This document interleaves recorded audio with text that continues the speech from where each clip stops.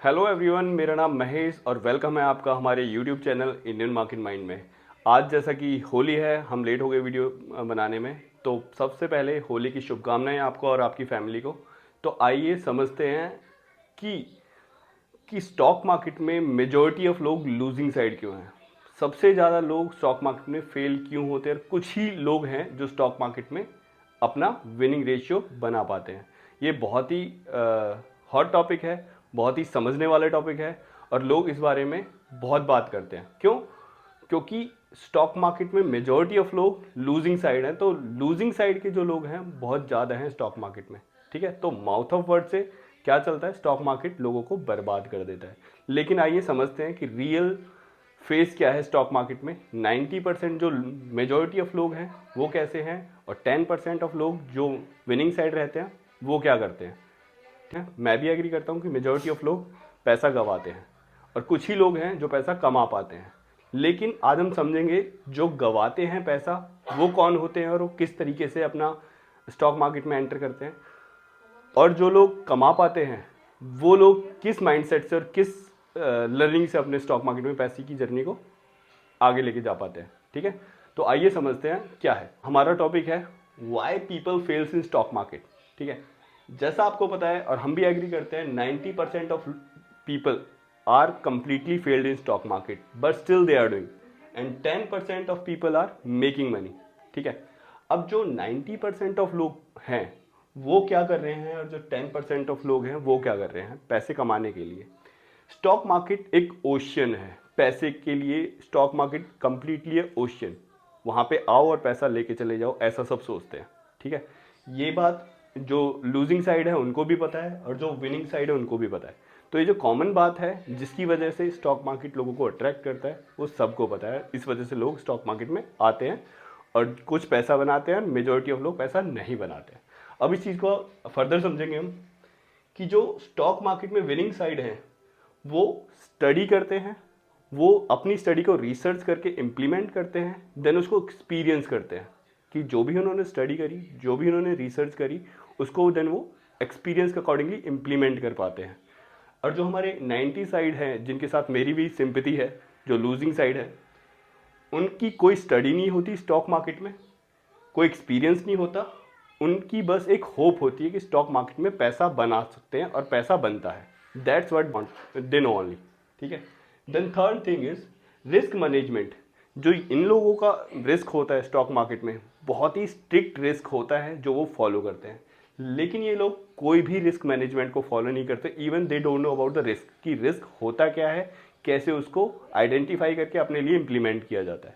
ठीक है, इसके लिए एक एग्जांपल देता हूँ कि अगर इनको किसी भी स्टॉक में इन्वेस्ट करना है तो ये अपने किसी भी एक्स अमाउंट को किसी भी एक्स क्वांटिटी से ले लेते हैं। लेकिन ये जो साइड के लोग हैं, इनकी क्वांटिटी जो डिसाइड होती है whenever they are investing the money, इनकी क्वांटिटी ये डिसाइड नहीं करते, इनकी क्वांटिटी इनका रिस्क डिसाइड करता है। ठीक है, इस वजह से इनका रिस्क बहुत ही स्ट्रिक्टली फॉलो हो पाता है। ठीक है, अब then fourth thing to understand कि भाई ये फोर्थ थिंग क्या है जो स्टॉक्स मार्केट में विनिंग साइड है वो फॉलो करते हैं। ये स्टॉक मार्केट में इन्वेस्ट करने से पहले अपना कीमती टाइम और अपना हार्ड एंड मनी अपने ऊपर इन्वेस्ट करते हैं। ठीक है, कुछ भी स्टॉक मार्केट में इन्वेस्ट करने से पहले अपने ऊपर उन्होंने इतना इन्वेस्ट किया होता है कि उस इन्वेस्टमेंट से ये फर्दर पैसा कमा पाते हैं। लेकिन जो हमारे ये लूजिंग साइड के लोग हैं, ये डायरेक्टली जंप कर देते हैं मार्केट में। बहुत इजी है, डीमेट अकाउंट खोला, पैसा डाला और अपना लग गए बाय सेल करने में। ठीक है, जो कि बिल्कुल भी रिकमेंडेड नहीं है। स्टॉक मार्केट में ऐसे नहीं आना चाहिए, ऐसा नहीं करना चाहिए। पहली जर्नी ही स्टॉक मार्केट में, मैं तो कहता हूं कि स्टॉक मार्केट में डीमेट अकाउंट भी बहुत बाद में खोलो, डीमेट अकाउंट भी मत खोलो। सबसे पहले स्टॉक मार्केट में अपने ऊपर लर्निंग में टाइम दो, सीखने में टाइम दो, देन अपनी छोटी छोटी क्वांटिटी से अपना इन्वेस्टमेंट स्टार्ट करो जो भी आपने सीखा है। ठीक है, ये डायरेक्टली जंप कर देते हैं स्टॉक मार्केट में without any learning, without any studies.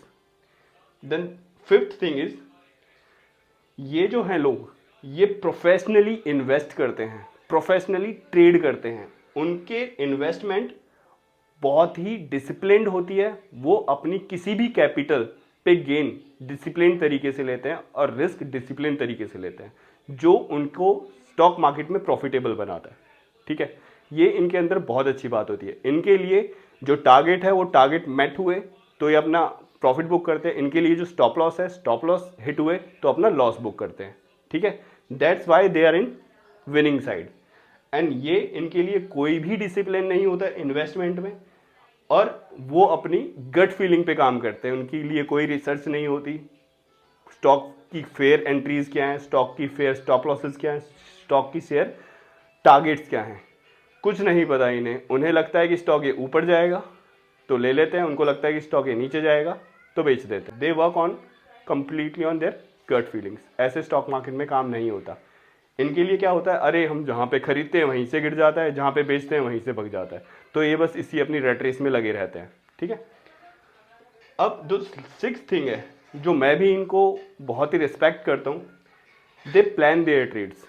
ये कोई भी ट्रेड लेंगे, कोई भी इन्वेस्टमेंट करेंगे, उस इन्वेस्टमेंट और उस ट्रेड से ले पहले वो अपना प्लान करते हैं। उस ट्रेड को लेने से पहले उनको एंट्री फिक्स होती है, उनकी क्वांटिटी फिक्स होती है, उनके रिस्क फिक्स होते हैं, उनके स्टॉप लॉसेस फिक्स होते हैं, उनके टारगेट फिक्स होते हैं। तो उन्होंने एंट्री करने से पहले अपने ट्रेड को प्लान कर लिया। और ये क्या करते हैं, they don't have any plan.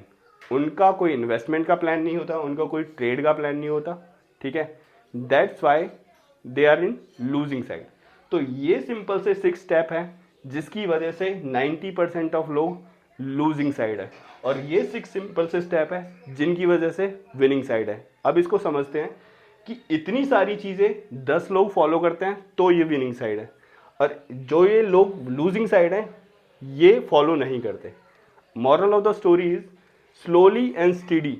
ये 90% लोग अगर ये चीज़ें स्ट्रिक्टली फॉलो करने लगे, प्रैक्टिस करने लगे, तो ये जो नंबर है 90% नंबर, ये ग्रेजुअली एंड स्टडी कन्वर्ट होता जाएगा। तो ये जो 10% है, 15, 20, 25, तो मेजॉरिटी ऑफ लोग इस साइड आ जाएंगे। ठीक है, तो कंक्लूजन इज, अगर स्टॉक मार्केट को करना है तो सीखिए, समझिए, अकॉर्डिंगली करिए।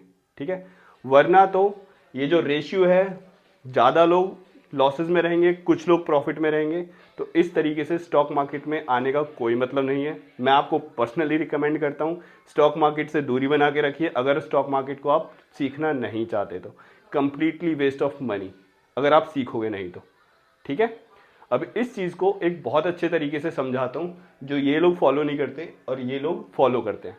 वो है हमारे 4 प्रिंसिपल्स जो आपको विनिंग साइड रखते हैं और जो आपको लॉसेस से बचाते हैं। ठीक है, आइए समझते हैं स्टॉक मार्केट में हम कैसे विनिंग साइड रह सकते हैं।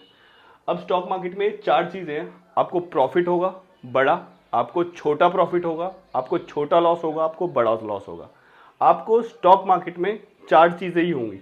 ठीक है, अब कोई ये कहे कि मुझे तो स्टॉक मार्केट में लॉस ही नहीं हो सकता, तो वो गलत है। चाहे वो सीख के कर रहा है, चाहे वो बिना सीखे कर रहा है, लॉसेस तो हर किसी को होते हैं। अब लॉसेस को हम समझते हैं कि लॉसेस को आप विनिंग साइड कैसे रख सकते हो अगर लॉसेस भी आपको लेने हैं तो। स्टॉक मार्केट में विनिंग साइड रहने के लिए आपको बिग लॉसेस नहीं करने हैं। बिग लॉसेस कब नहीं होंगे, जब आप स्मॉल लॉसेस हैप्पीली लोगे। ये स्मॉल लॉसेस को आप खुशी खुशी लेते रहो तो आपको बिग लॉसेस होंगे ही नहीं। जहाँ पे आपको स्मॉल लॉस दिखे वहाँ पे आप इजीली ट्रेड से या इन्वेस्टमेंट से बाहर निकल जाओ। उसके लिए हमारा एक स्टॉप लॉस होता है जो कि हमने अपनी स्टडी में सीखा होता है। दूसरा होता है big profit and small profit. आप अपनी स्टॉक मार्केट को इन 3 चीज़ों से स्टार्ट करो, स्मॉल प्रॉफिट के साथ, बिग प्रॉफिट के साथ और स्मॉल लॉस के साथ। तो देखना आपकी जर्नी कितनी ऊपर जाएगी ट्रेडिंग में और इन्वेस्टमेंट में। बस आप अपनी पोर्टफोलियो से ये चीज़ें ख़त्म कर दो।